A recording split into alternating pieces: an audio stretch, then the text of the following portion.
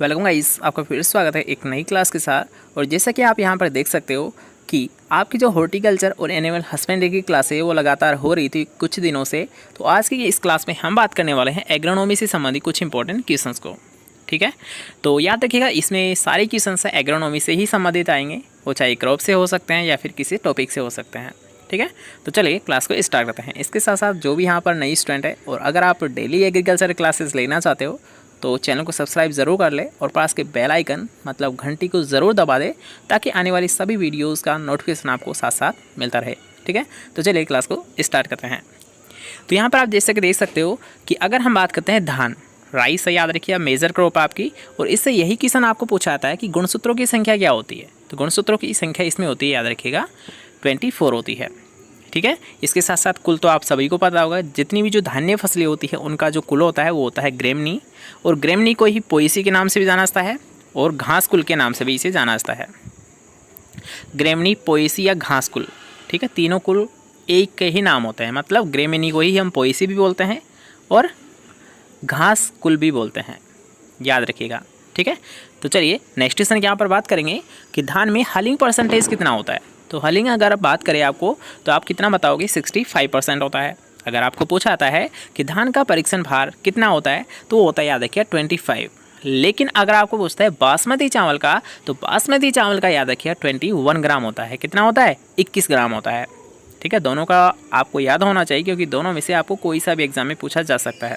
ठीक है, तो चलिए नेक्स्ट क्वेश्चन की यहाँ पर बात करेंगे जिसमें आपको पूछा गया है कि धान की विश्व में प्रथम बोनी किस्म कौन सी थी। तो याद रखिए वो होती है TN फर्स्ट। अगर हम बात करते हैं नेक्स्ट क्वेश्चन की ओर, तो नेक्स्ट क्वेश्चन आपको पूछा गया है कि विश्व की प्रथम अधिक उत्पादन देने वाली बोनी किस्म कौन सी है। तो वो होती है, याद रखिए IR 8। अगर हम बात करते हैं नेक्स्ट क्वेश्चन की ओर, तो नेक्स्ट क्वेश्चन आपको पूछा गया है कि भारत की प्रथम अधिक उपज अगेती एवं अर्धबोनी किस्म कौन सी होती है। तो वो होती है जया, और जया को ही याद रखिए हम मिरेकल राइस के नाम से भी जानते हैं। जैसे कि आप जानते होंगे, याद रखिए जया को जादुई धान के नाम से भी जाना जाता है। नेक्स्ट क्वेश्चन की यहाँ पर बात करेंगे जिसमें आपको पूछा गया है कि भारत की धान की उत्परिवर्तित किस्म कौन सी है। मतलब उत्परिवर्तित मतलब है म्यूटेंट। जैसे कि अगर हम बात करते हैं एक इम्पोर्टेंट वेराइटी कि आम की म्यूटेंट वेराइटी कौन सी है, तब आपको यह ध्यान क्या रखना है, रोजिका। रोजिका किसकी वेराइटी होती है, याद रखिए आम की एक उत्परिवर्तित किस्म होती है। और ये क्वेश्चन आपको रिसेंटली एग्जाम में पूछा जा चुका है, इसलिए इसका आपको विशेष तौर पर ध्यान रखना है। आते हैं हमारे क्वेश्चन की ओर जिसमें आपको पूछा गया है कि सीधी बुआई हेतु धान की किस्म कौन सी है। तो बिल्कुल आप बता दोगे, याद रखिए जैसे कि बाला हुआ, इनकी क्या करते हैं हम डायरेक्ट सोविंग करते हैं। नेक्स्ट क्वेश्चन यहाँ पर बात करेंगे कि जो संकर धान होता है इसकी सीड रेट कितनी है, बीज दर कितनी है प्रति हेक्टेयर। तो याद रखिएगा धान की अगर हम बात करेंगे संकर किस्मों के बारे में, तो याद रखिएगा ये होती है 15 किलोग्राम प्रति हेक्टेयर। और याद रखिएगा अगर आपको पूछता है सीड ड्रिल मशीन, अब याद रखिए ड्रिल, जो सीड ड्रिल मशीन होती है इसका मकसद क्या होता है, मतलब इसको किस प्रयोग में लाया जाता है। तो याद रखिए जो सीड ड्रिल है, ठीक है, सीड ड्रिल इसकी मुख्यतः याद रखिए सोविंग करने के लिए ही इसका प्रयोग किया जाता है। एक होती है फर्टिलाइजर सीड ड्रिल या फिर फर्टिक्यूम सीड ड्रिल।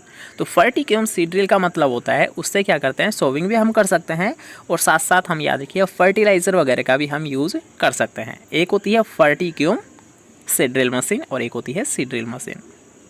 ठीक है, चलिए नेक्स्ट क्वेश्चन यहाँ पर बात करेंगे जिसमें आपको पूछा गया है, और इसके साथ साथ याद रखिए धान से एक और क्वेश्चन पूछा आता है SRI से संबंधित। ठीक है, तो SRI की अगर हम बात करेंगे, सिस्टम ऑफ राइस इंटेंसिफिकेशन, क्या होता है SRI मतलब सिस्टम ऑफ राइस इंटेंसिफिकेशन। और ये विधि याद रखिए ये लाई गई थी मेडागास्कर से। कहाँ से लाई गई थी, मेडागास्कर से लाई गई थी।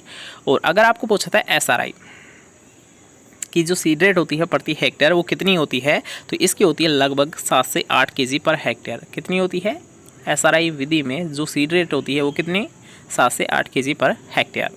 ठीक है, चलिए नेक्स्ट क्वेश्चन की ओर बढ़ते हैं जिसमें आपको पूछा गया है कि धानों के खेत से कौन सी गैस निकलती है। तो याद रखिए जहाँ भी जो धान हम बोते हैं, जैसे कि मान लीजिए पश्चिम बंगाल साइड हुआ, तो वहाँ पर क्या होता है उनके खेतों से क्या निकलती है, मिथेन गैस निकलती है। और मिथेन गैस का जो सिंबल होता है, जो प्रतीक चिन्ह होता है वो क्या होता है, CH4 होता है। ठीक है, चलिए नेक्स्ट क्वेश्चन की यहाँ पर बात करेंगे जिसमें आपको पूछा गया कि धान की अकोइची रोग, याद रखिए ये आपको डायरेक्ट क्वेश्चन पूछा जा सकता है कि धान का जो अकोइची रोग होता है इसका कारण क्या होता है। तो याद रखिए ये होता है हाइड्रोजन सल्फाइड की अधिकता, क्या H2S मतलब हाइड्रोजन सल्फाइड की अधिकता से धान में अकोइची रोग हो जाता है। नेक्स्ट क्वेश्चन की यहाँ पर बात करेंगे जिसमें आपको पूछा गया है गेहूँ में गुणसूत्र की संख्या कितनी होती है। तो वो होती है, याद रखिएगा, 42, मतलब 42। ठीक है, चलिए नेक्स्ट क्वेश्चन की यहाँ पर बात करेंगे, जिसमें आपको पूछा गया है कि गेहूं का परीक्षण भार कितना होता है, तो वो होता है 40 ग्राम। और अगर मैं बात करूँ, याद रखिएगा, गेहूँसा मतलब फेरेरिस माइनर। याद रखिएगा, आपको सबसे पहले ये पॉइंट याद रखना है कि गेहूं का जो प्रमुख खरपतवार होता है वो कौन सा होता है, नकलची, गेहूँसा होता है ना। और गेहूँसा का नाम क्या होता है, फेरेरिस माइनर होता है। तो फेरेरिस माइनर और गेहूँ, इन दोनों का याद रखिए, आपको पूछा जा सकता है क्या, टेस्ट वेट। तो टेस्ट वेट गेहूं का तो होता है 40 ग्राम और गेहूँसा कितना होता है, केवल और केवल 2 ग्राम। दोनों का याद रखिएगा, दोनों में से आपको कोई का भी पूछा जा सकता है। एक तो इन दोनों का पूछा आता है, एक आपको पूछा आता है राइस और बासमती राइस का। तो जैसे कि अभी आपको बताया, राइस का होता है 25 और बासमती राइस का कितना होता है, 21। ठीक है, तो ऐसे ही पॉइंट है, हमेशा ध्यान रखो, यहीं से क्वेश्चंस पूछे जाते हैं। ठीक है, नेक्स्ट क्वेश्चन की यहाँ पर बात करेंगे, जिसमें आपको पूछा गया है कि भारत में हरित क्रांति किन किस्मों से लाई गई थी। मतलब जो हरित क्रांति में है योगदान है, वो सबसे ज़्यादा कौन कौन सी वेराइटी का है, ये ऐसे क्वेश्चन आपको पूछ सकता है। ठीक है, तब आपको क्या बताना है कि जो भारत में जो हरित क्रांति हुई थी 1966 से 67 के मध्य, तो उसमें जो सबसे ज़्यादा योगदान दिया गया था वो दिया गया था लर्मा रोजो और सोनेरा चौसठ के द्वारा। किसके द्वारा, लर्मा रोजो और सोनेरा चौसठ के द्वारा दिया गया था। इसके साथ साथ याद रखिए, एक केले से संबंधित काफ़ी इंपॉर्टेंट क्वेश्चन है, आपको बताना ज़रूरी है कि एक G9 किस्म होती है। याद रखिए, G9 किस्म होती है केले की। NCERT में आपको दे रखा है G9 किस्म। तो G9 में याद रखिए, अगर आपको पूछा आता है, वैसे सामान्यतः अगर आपको पूछेगा तो केले का प्रवर्धन किससे होता है, तो आप बता दो कि स्वाड शक्कर के द्वारा होता है। स्वाड शक्कर का जो वजन होता है वो 500 से 750 ग्राम के मध्य होना चाहिए, सभी को बताइए। तो ठीक है, लेकिन यहाँ पर हम बात कर रहे हैं जो G9 किस्म होती है, इसमें जो प्रवर्धन किया जाता है ये किसके द्वारा किया जाता है, तो याद रखिए, ये जो वेराइटी होती है इसमें किया जाता है टिश्यू कल्चर के द्वारा। किसके द्वारा किया जाता है, उत्तक संवर्धन के द्वारा किया जाता है। काफ़ी इंपॉर्टेंट क्वेश्चन है, कभी भी आपको पूछा जा सकता है कि जो G9 वेराइटी है सबसे पहले तो होती किसकी है, केले की होती है। केले में क्या होता है, याद रखिए, जो प्रोपेगेशन किया जाता है वो सबसे ज़्यादा टिश्यू कल्चर के द्वारा किस में किया जाता है, G9 वेराइटी में ही किया जाता है।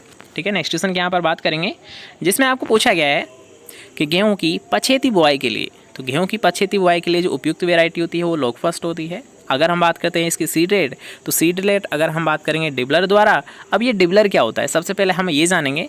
तो डिबलर यंत्र होता है, याद रखें, जिसके माध्यम से हम क्या करते हैं, जैसे कि मान लीजिए हमारी जो क्यारी बनाई थी हमने, उस पर क्या करते हैं, या फिर आप तो अच्छे से अच्छा एग्जाम्पल ले लीजिए, कोई मेड है मान लीजिए, ठीक है, मेड पे आपको सोविंग करनी है, तो आप क्या करोगे, आप हाथों से उसमें क्या करोगे, थोड़ा सा छेद करोगे।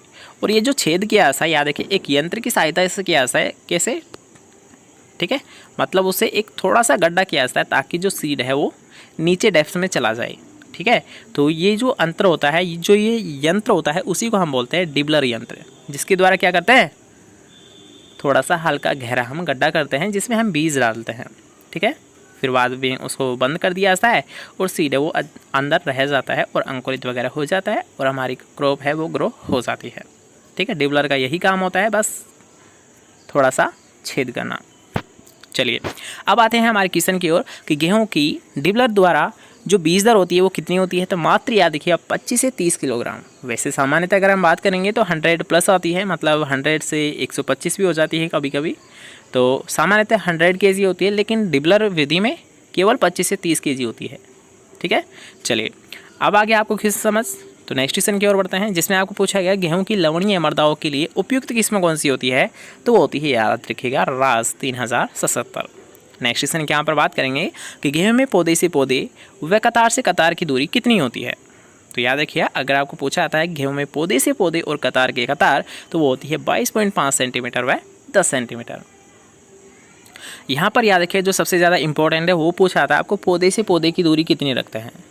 ठीक है, तो वो रखते हैं, याद रखिए आप 22.5 से 22.5। काफ़ी इंपॉर्टेंट क्वेश्चन है, कई बार आपको पूछा गया है, याद रखिएगा। चलिए नेक्स्ट क्वेश्चन के यहाँ पर बात करेंगे, जिसमें आपको पूछा गया है गेहूं में प्रथम मानव निर्मित सीरियल्स क्रॉप कौन सी है। क्या पूछा गया है, प्रथम मानव निर्मित सीरियल्स मतलब खाद्यान्न फसल कौन सी है, तो आपको बताया था, याद रखिए, ट्रिटिकल होती है प्रथम मानव निर्मित धान्य फसल, और इसको प्राप्त किया गया था गराती से। गराती मतलब गेहूं इंटू राई के क्रॉस से ट्रिटिकल को प्राप्त किया गया था। ट्रिटिकल क्या होती है, ट्रिटिकल प्रथम मानव निर्मित धान्य फसल होती है। आगे समझ, चलिए नेक्स्ट क्वेश्चन के यहाँ पर बात करेंगे जिसमें आपको पूछा गया है गेहूं में प्रोटीन कितनी होती है। तो याद रखिए ये 11.8 है। ठीक है, प्रोटीन 8.11 नहीं बल्कि 11.8% पाई जाती है गेहूं में। चलिए नेक्स्ट क्वेश्चन के यहाँ पर बात करेंगे जिसमें आपको पूछा गया है कि एग्रीकल्चर व एग्रोनॉमी क्रमशः किन किन भाषाओं के शब्द है। तो याद रखिएगा अगर हम बात करते हैं एग्रीकल्चर तो कल्चर जिसके पीछे जुड़ा है वो लैटिन भाषा का शब्द है, और जिसके पीछे एग्रोनॉमी एग्रोस प्लस नोमस, तो नोमस आ गया मतलब नोमी या लोजी अगर आ जाए तो वो होता है ग्रीक भाषा का शब्द होता है। दोबारा से सुन लीजिए, ऐसे वर्ड ऐसे शब्द जिनके पीछे कल्चर जुड़ा होता है वो होता है लैटिन भाषा के शब्द। ऐसे वर्ड ऐसे शब्द जिनके पीछे लॉजी या नोमी जुड़ा होता है वो होता है ग्रीक भाषा के शब्द। लेकिन इस ट्रिक का भी एक अपवाद होता है पोमोलॉजी। पोमोलॉजी याद रखिए ग्रीक प्लस लैटिन दोनों का ही होता है, मतलब पीछे तो है ग्रीक का लोगस, लेकिन ये जो पोमम वर्ड है ये होता है लैटिन का। मतलब पोमोलॉजी है ये लैटिन और ग्रीक दोनों भाषाओं के शब्दों से मिलकर बना होता है। काफ़ी इंपॉर्टेंट क्वेश्चन है, याद रखिएगा, आपको ये भी एग्जाम में पूछा आता है। नेक्स्ट क्वेश्चन के यहाँ पर बात करेंगे सस्य विज्ञान की पितामह किसे बोला जाता है, मतलब फादर ऑफ एग्रोनॉमी किसे बोला जाता है। तो वो बोला जाता है पीटर डी क्रिस्टेंसेन को। नेक्स्ट क्वेश्चन के यहाँ पर बात करेंगे जिसमें आपको पूछा गया है कि मृदा की प्रति हेक्टेयर उपज देने की क्षमता क्या कहलाती है। तो याद रखिए अब प्रति हेक्टेयर जो उपज हमें प्राप्त हो रही है, जिस उपज से हमें क्या प्राप्त होने वाली है, इनकम प्राप्त होने वाली है, पैसे हमें जो प्राप्त होने वाले हैं उसको हम बोलते हैं मृदा उत्पादकता। उत्पादकता न कि उत्पादन, उत्पादन में डिफरेंस होता है, उत्पादकता में डिफरेंस होता है। उत्पादकता का मतलब आप डायरेक्ट पैसे से समझिए, डायरेक्ट आप पैसा मान लीजिए कि उत्पादकता क्या है, जो हमें अर्निंग प्राप्त होती है, मतलब जो लास्ट में हमें जो प्रोडक्ट प्राप्त हो रहा है थ्रेसिंग करने के बाद कटाई करने के बाद जो हमें प्राप्त हो रहा है जो दाना, जिससे हमें क्या मिलने वाला है पैसे। तो ये पैसे है ना भाई, उत्पादकता ही है ऐसे मान लीजिए एक तरीके से। और उत्पादन क्या होता है, मान लीजिए कोई मिट्टी है, उत्पादन है तो अच्छी उस पर क्या होगा, आपका जो गेहूँ वगैरह है वो अच्छा ग्रोथ करेगा। लेकिन अगर मान लीजिए ऐसी कोई सोइल है जो उत्पादन नहीं है, मतलब उर्वरक नहीं है, तो क्या होगा वहाँ पर वैसे ही याद रखिएगा कम आपका प्रोडक्शन होगा। अगर कम प्रोडक्शन होगा तो आपको जो आय मिलेगी, जो इनकम आपकी आएगी वो भी कम आएगी। ठीक है, कॉमन सी बात है। अगर याद रखिए उत्पादन कम होगा तो उत्पादकता तो वैसे ही कम हो जाएगी। क्यों? क्योंकि उत्पादकता तो पैसा है, अगर उत्पादन ही अच्छा नहीं हो रहा है तो उत्पादकता तो वैसे भी कम होगी। ठीक है, इसलिए याद रखिएगा उत्पादन का उत्पादकता पे अंतर पड़ता है। मतलब यहाँ पर सिंपल सी बात है कि जो मृदा की उर्वरता शक्ति है, मृदा की उर्वरा शक्ति उत्पादकता को कम भी कर सकती है और बढ़ा भी सकती है और घटा भी सकती है। लेकिन अगर उत्पादकता अधिक है तो उत्पादन कम नहीं हो सकता। मतलब थोड़ा सा डिफरेंस यहाँ पर समझिए कि अगर मान लीजिए आपको पूछा जाता है कि मृदा उर्वरता आप किसे कहोगे, तो आप क्या बोलोगे कि मृदा की जैविक भौतिक और रासायनिक शक्ति का योग ही क्या कहलाता है, मृदा उर्वरता कहलाता है। अगर मैं यहाँ पर बात करता हूँ क्या मृदा उत्पादकता की, तो आप क्या बताओगे कि प्रति हेक्टेयर प्राप्त उपज, प्रति हेक्टेयर प्राप्त उपज ही क्या कहलाती है, मृदा उत्पादकता कहलाती है। डिफरेंस समझ आ गया। चलिए नेक्स्ट क्वेश्चन की ओर बढ़ते हैं जिसमें आपको डायरेक्ट लिखा भी है कि मृदा उत्पादकता को किस में मापा जाता है। तो याद देखिए रुपये प्रति हेक्टेयर में मृदा उत्पादकता को मापा जाता है। नेक्स्ट क्वेश्चन के यहाँ पर बात करेंगे कि मृदा की वह क्षमता जो पौधों को पोषक तत्व प्रदान करती है या फिर कराती है वो होती है मृदा उर्वरता। मृदा उर्वरता को किस में मापा जाता है, प्रतिशत पोषक तत्वों में। नेक्स्ट क्वेश्चन यहाँ पर बात करेंगे हॉर्टिकल्चर। अभी आपको बताया था कल्चर जिसके पीछे है वो लैटिन भाषा का शब्द है, नोजी और लोजी जिसके पीछे है वो ग्रीक भाषा का शब्द है। ठीक है, कॉन्फ्यूजन की यहाँ पर कोई बात है ही नहीं। नेक्स्ट क्वेश्चन के यहाँ पर बात की गई छोटी पर्ण रोग किसकी कमी से फैलता है, किसकी कमी से होता है, तो वो होता है याद रखिए जिंक या जस्ता की कमी से होता है। नेक्स्ट क्वेश्चन के यहाँ पर बात करेंगे जिसमें आपको पूछा गया है कि राजस्थान में चारा व अनाज वाली सबसे प्रमुख फसल कौन सी होती है, वो होती है बाजरा। नेक्स्ट क्वेश्चन के यहाँ पर बात करेंगे कि सबसे ज़्यादा आनुवंशिक शुद्धता कौन से बीज में होती है। तो याद रखिए जो सबसे ज़्यादा प्योर होता है, सबसे ज़्यादा मतलब 100%, जिसकी क्या होती है फिजिकल प्योरिटी और जर्मिनेशन प्योरिटी या फिर जेनेटिक प्योरिटी है वो 100% होती है। दोबारा से सुन लीजिए, ऐसा बीज जिसकी क्या होती है फिजिकल और जेनेटिक प्योरिटी दोनों ही क्या होती है 100% होती है, वो कौन सा बीज होता है, मूल केंद्रक बीज होता है। वैसे याद रखिए मूल केंद्रक बीज पर कोई भी टैग नहीं लगा होता है, कोई भी टैग नहीं लगा होता है, किस पर, मूल केंद्रक बीज पर। याद रखना। नेक्स्ट क्वेश्चन की यहाँ पर बात करेंगे जिसमें आपको पूछा गया है कि उर्वरक देने की गहरी स्थापन विधि किस फसल में काम में लेते हैं। तो बिल्कुल याद रखिए डीप प्लेसमेंट की अगर हम बात करेंगे, डीप प्लेसमेंट की, तो वो देते हैं, याद रखिए धान फसल में। किस में देते हैं? धान फसल में देते हैं। कि आलू की सुषुप्तावस्था तोड़ने के लिए कौन सी रसायन काम में लेते हैं। तो याद रखिए वो होता है थायो यूरिया। अगर हम बात करते हैं कि राजस्थान में कौन से फल का निर्यात किया जाता है, तो वो होता है, याद रखिए, किन्नौ। क्या होता है? किन्नौ। नेक्स्ट क्वेश्चन के यहाँ पर बात करेंगे जिसमें आपको पूछा गया है कि कौन सी फसल का उपयोग रेशा बनाने व खाने के तेल, मतलब ऐसी कौन सी फसल है जिससे तेल भी प्राप्त किया जाता है, साथ साथ रेशा भी प्राप्त किया जाता है। तो याद रखिए वो होती है अलसी फसल। ये क्वेश्चन आपको कई बार पूछा गया है कि ऐसी कौन सी फसल है जिसे हम रेशा भी प्राप्त करते हैं और खाने का तेल भी प्राप्त करते हैं, तो वो होती है, याद रखिए, अलसी। ठीक है। नेक्स्ट क्वेश्चन के यहाँ पर बात करेंगे जिसमें आपको पूछा गया कि मुर्गियों को विटामिन ए की आपूर्ति के लिए क्या देते हैं। तो याद रखिए वो देते हैं हम हरा चारा। काफ़ी चाव से खाती है मुर्गियाँ मक्का का चारा। ठीक है, मक्का का सबसे ज़्यादा दिया जाता है मुर्गियों को। नेक्स्ट क्वेश्चन के यहाँ पर बात करेंगे जिसमें आपको पूछा गया है कि ऐसा दूध जिसमें वसा ही नहीं होती है, जो फैट होती है ये होती नहीं है, तो उसे हम बोलते हैं स्किम्ड दूध। ठीक है। नेक्स्ट क्वेश्चन के यहाँ पर बात करेंगे कि रबी की फसलों के लिए उपयुक्त तापमान कितना होता है। तो वो होता है, याद रखिए, 25 से 30 डिग्री सेंटीग्रेड तापमान।